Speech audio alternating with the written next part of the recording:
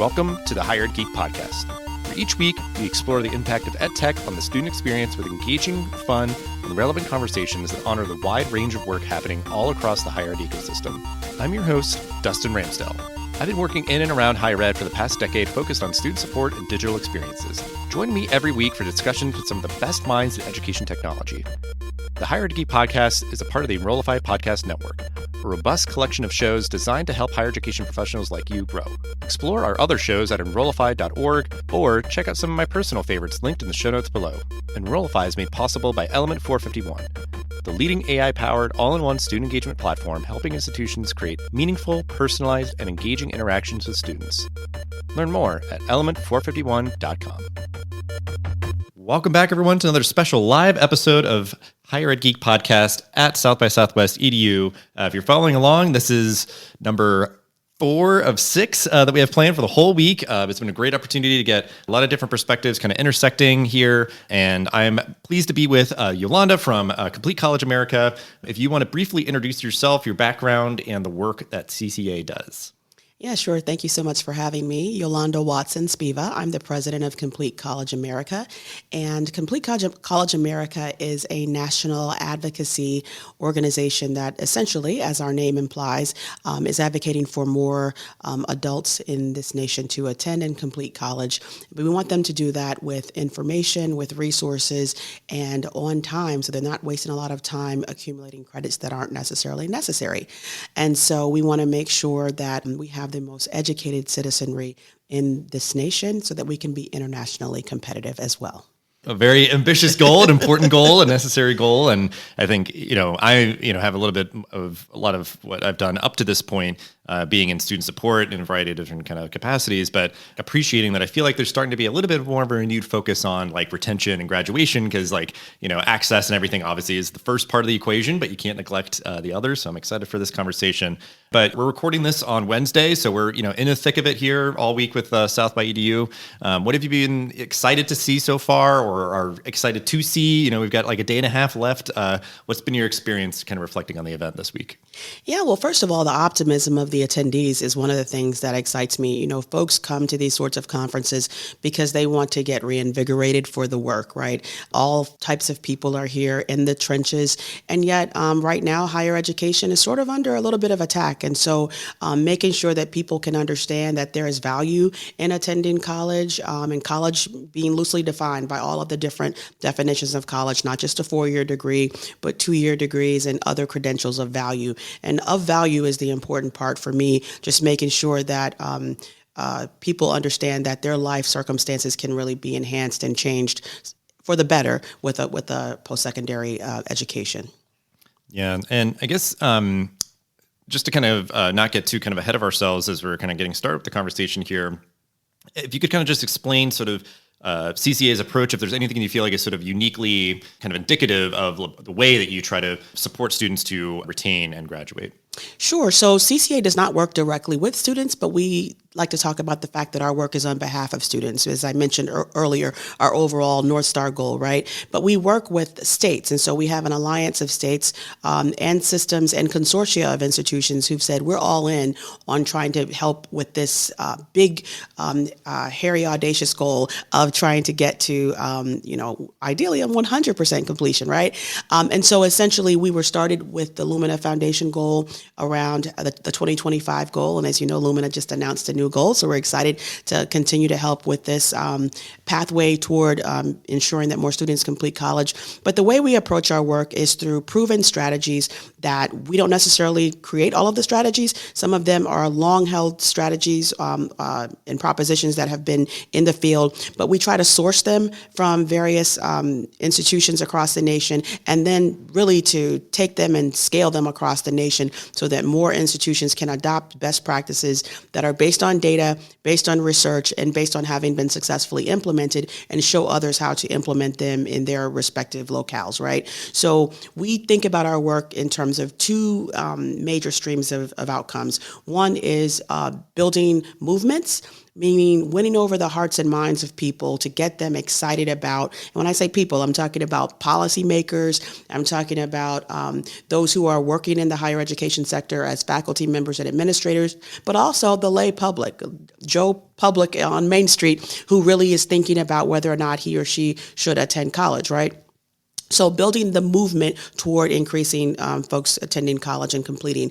And then the other one is transforming institutions, because we believe that as opposed to talking about students being college ready, we really want to make sure more colleges are student ready, meaning what institutions are able to do is to transform themselves to meet the needs of the student that presents him or herself that day. So when we think about, the best colleges are the ones who have resources, that's human resources, fiscal, information, et cetera, to help a student to navigate what tends to be a complex proposition called college.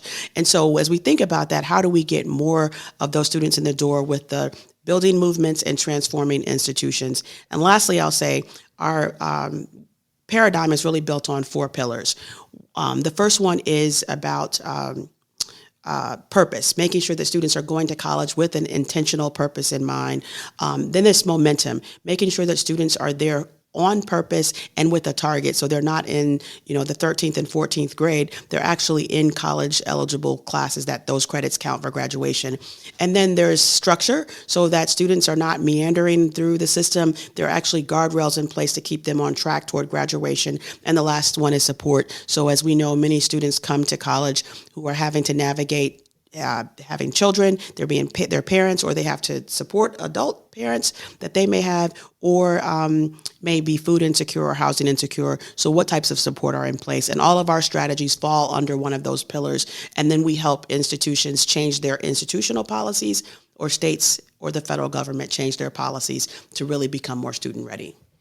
Yeah, I appreciate that full explanation, because I wanted to get that clarity on sort of like, for me, like I'm getting introduced to CCA now, and just, helpful for me to kind of, place this kind of in the whole ecosystem of, certainly there's companies and different organizations out there that help like directly coach students and things. And, others like yourself that are doing a lot of, advocacy and consulting and advising and sort of, trying to bring all of the sort of knowledge, I think, that's out there to bear to actually make tangible changes, for the better of students and everything. Because I think that, like, certainly there's not one only way to support students to be more likely to graduate and all that, but like that idea that you can sort of like curate and synthesize and bring a lot of, because there's like sessions here, obviously, if people have all kind of variety of approaches, you can be really kind of well positioned, because you're kind of plugging yourself in to kind of understand how, different institutions, different regions, of different sizes and different modalities are supporting today's learners, who are increasingly,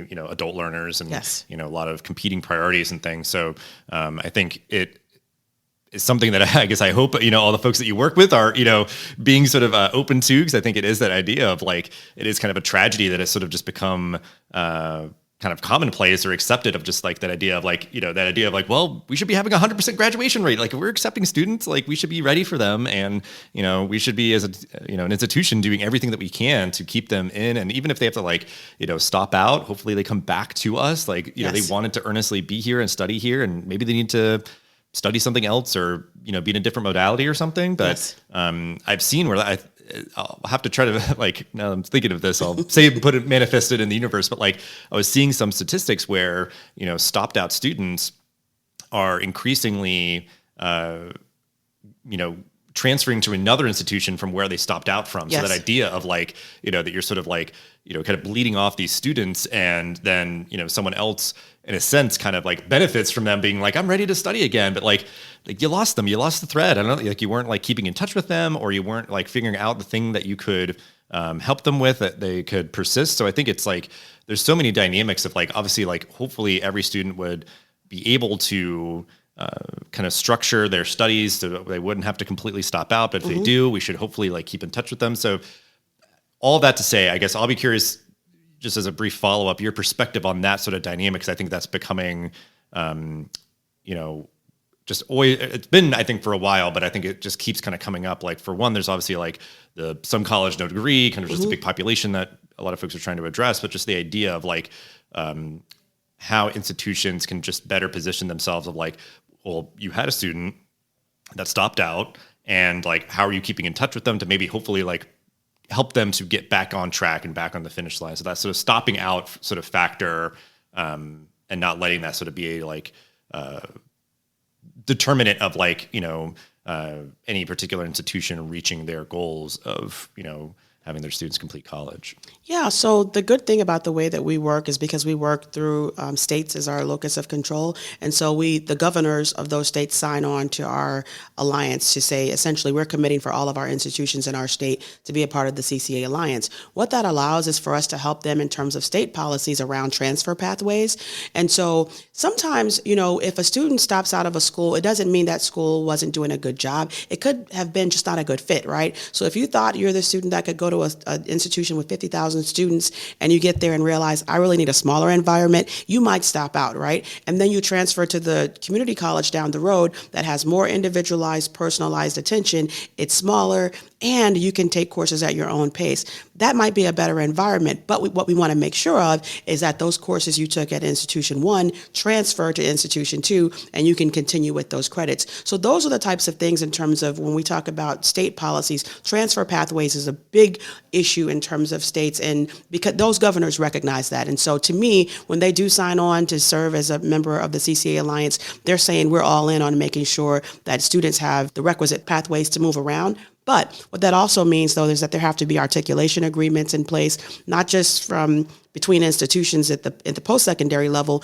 but also K through 12 to post-secondary to talk about, especially as students are doing dual enrollment while they're in high school, and making sure that they have that pathway. So increasingly, I'm not going to say that we've solved the problem because, there still continues to be silos and territorialism in terms of institutions. But I would say increasingly we're finding that more institutions, because of the fact that people care about people, right? So those faculty and administrators do care about what happens to that student. They want to make sure that they get to the right institution that's the right fit for them to move toward completion. Yeah. Yeah. And I think this is such fascinating work because, just it sounds like that idea of like, just the value and the benefit of like bringing the right folks together, and certainly like at the sort of state level and everything to across, it would be easiest I guess around like all the public institutions to make sure like folks are talking, cooperating, creating these agreements and things, because it's a whole other topic for another episode.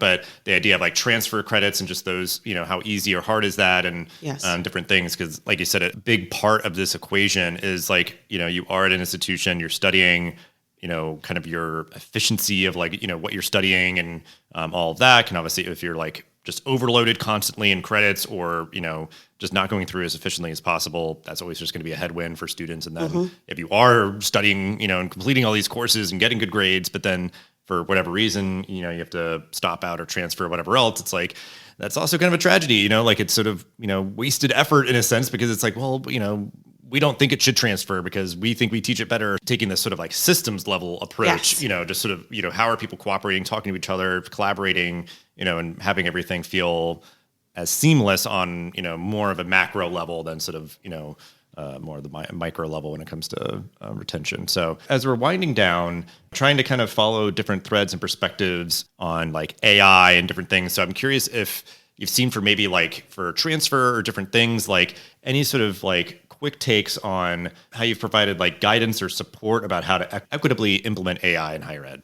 Yeah, so CCA has launched the Council on Equitable AI, and we've also issued a playbook for how to utilize AI for student success. And so what we found is that there's been a lot of folks who are really afraid of what AI can do, and I've talked about all of the negative things or negative potential consequences for even students engaging in large language models. And what we're trying to really do, first of all, is educate on what AI actually is, what it does, and not have this sort of, the robots are coming mentality that's going to take over the world. And instead think about, just like with the World Wide Web or other technologies that have been a part of our lives now are ubiquitous, but at the time seemed like, a Y2K moment. And so now we're really trying to say, hey, let's embrace this new technology. Let's think about how do we utilize it for good. And to your question about how to make sure it's equitably accessed and utilized, now how do we make sure that the right folks who need it, meaning everybody, can get their hands on it? And also that we're feeding it information, meaning the AI language models, information that is accurate, first of all, that takes into account a large number of cultural pieces of information, and then can feed back data that will be consumable by a variety of folks. So that's the type of thing that gets a little quirky and wonky sometimes, but I'm excited about what is happening in terms of the newfound embrace of AI in higher ed, but there's certainly a ways to go in terms of making sure that folks can really support students' use of it as well as faculty and administrator use as well. Yeah, absolutely. I think just, building the literacy, I think that's, all of us will benefit from just, the AI literacy. But, and I'll admit that was sort of a leading question. I was looking over the website. I saw that you put it out. I was like, I'll just ask her about it. I'll just see what's it all about. But I think that is kind of where we're at, is the playbooks, the resources, sort of just, being curious and exploring it and understanding, what its current potential is. And also I think have the opportunity now in sort of these early days of AI to address biases or different things. Yes. It's let's just keep that in mind so that we don't get too far. Cause I think we've, realized sort of late that we had to kind of backtrack, and with some other sort of just digital platforms or things kind of have to solve for that later. When it just it becomes very clearly, apparent to us, where it's just oh my gosh, they did not consider any of these sort of blind spots at all, when they're developing this tool. So, I'm hopeful about that. And I think, it's sort of undergirding a lot of kind of the conversations and interviews we're doing here. So appreciate you kind of sharing your perspective on that and all the amazing work that you're doing to help students complete college. So we'll have ways to connect with you and the work that you're doing in the show notes. But just thank you so much for taking time in a busy week to chat with us here for the podcast. Thanks for having me. The Hired Geek Podcast is a part of the Enrollify Podcast Network. If you like this podcast, chances you'll like all the other Enrollify shows too. Our podcast network is growing constantly, and we've got a plethora of marketing, enrollment, and higher technology shows that are jam-packed with stories, ideas, and frameworks, all designed to empower you to be a better hired professional. Our shows help you find your next big idea and feature a selection of the industry's best as your host. Learn from people like Jamie Hunt, Seth Odell, Dave Kibbolds, and Eddie Francis, as well as so many other of your favorite leaders in higher education. Enrollify is made possible by the support of Element 451, a leading AI-powered, all-in-one student engagement platform helping institutions create meaningful, personalized, engaging interactions with students. Learn more at element451.com.